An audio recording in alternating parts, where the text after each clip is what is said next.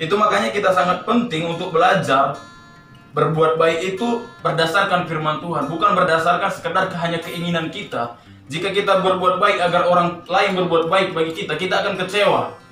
Orang yang kita tolong besok bisa lupa dengan kita. Tetapi kalau kita berbuat baik karena itu kebenaran firman Tuhan, karena itu yang dikehendaki Tuhan, kita bukan mencari agar orang lain senang kepada kita, tetapi kita mencari biar Tuhan berkenan dalam kehidupan kita.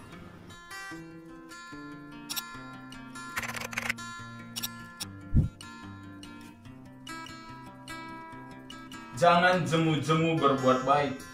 Perlu kita ketahui bahwa banyak orang melakukan perbuatan baik dengan motivasi tertentu.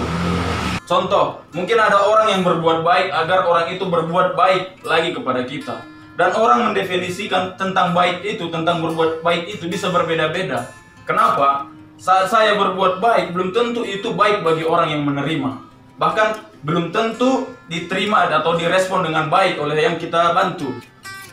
Lain lagi, bagaimana dengan respon orang yang melihat? Bisa kita berbuat baik, tapi orang lain disalah mengerti. Salah mengerti akan kebaikan kita itu. Nah, itulah yang perlu kita ketahui, sehingga kita tidak jemu nanti berbuat baik. Kita harus paham dulu bagaimana sih orang Kristen berbuat baik, sehingga kita bisa senantiasa berbuat baik. Nah, karena itu dari sudut pandang agama kita, yang diajarkan Kristus kepada kita, berbuat baik itu didasarkan kepada apa yang dikehendaki Tuhan. Yang jadi pertanyaannya, saudara yang dikasihi Tuhan, dari mana kita tahu apa itu kehendak Tuhan? Tentunya dari kebenaran firman Tuhan.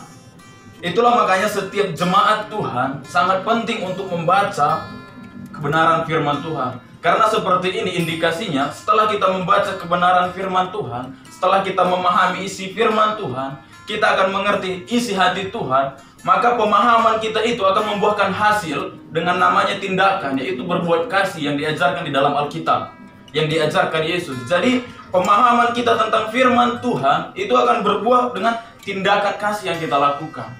Itu makanya kita sangat penting untuk belajar berbuat baik itu berdasarkan firman Tuhan, bukan berdasarkan sekedar hanya keinginan kita. Jika kita berbuat baik agar orang lain berbuat baik bagi kita, kita akan kecewa. Orang yang kita tolong besok bisa lupa dengan kita. Tetapi kalau kita berbuat baik karena itu kebenaran firman Tuhan, karena itu yang dikehendaki Tuhan, kita bukan mencari agar orang lain senang kepada kita, tetapi kita mencari biar Tuhan berkenan dalam kehidupan kita. Itulah satu poin yang sangat penting agar kita bisa berbuat baik dengan tidak jemu-jemu.